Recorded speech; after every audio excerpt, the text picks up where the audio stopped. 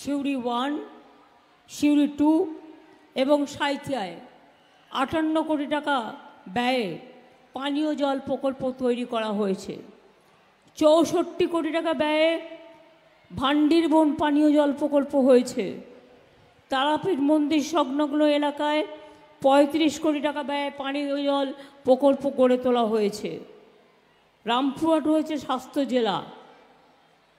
রামপুরহাটে medical college, শান্তিনিকেতনে medical college, Birbhum Vivekananda homeopathic medical college ও হাসপাতাল, 3টে সুপার স্পেশালিটি হাসপাতাল সিউড়ি, বোলপুর, রামপুরহাট। বোলপুরে করে দিয়েছি বিশ্ববাংলা বিশ্ববিদ্যালয়। পাথরচাপড়িতে 10 কোটি টাকা ব্যয়ে ইংলিশ মিডিয়াম মাদ্রাসা হচ্ছে। এছাড়াও মোহাম্মদ বাজারের গনপুর ব্লক, আমি ছোটোবেলায় একবার গনপুরে গিয়েছিলাম। ওখানে খুব সুন্দর বন, অরণ্য এবং সাথে ঝর্ণাও আছে।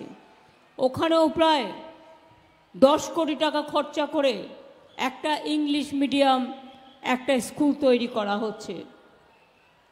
মনে রাখবেন, পাথরচাপড়িতেও 10 কোটি টাকা ব্যয় করে একটা ইংরেজি মিডিয়াম মাদ্রাসা তৈরি করা হচ্ছে। 165 কোটি টাকা ব্যয়ে অজয় নদীর উপর সেতু করে দেওয়া হয়েছে।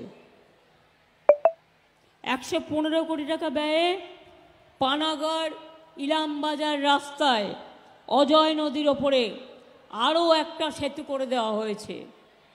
তাছাড়াও সব বলবার টাইম কম, তাই সব বলতে হয়তো পারবো না।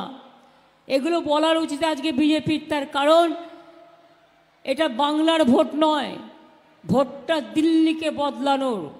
এবং তাই তা সত্ত্বেও বাংলার মানুষের কিছু কাজ এই জেলায় আমি বলে গেলাম। আমোদপুর কিন্নাহার রামজবনপুর রাস্তায় কুয়ে নদীর ওপর সেতু। যারা আমাকে সেতুর কথা বল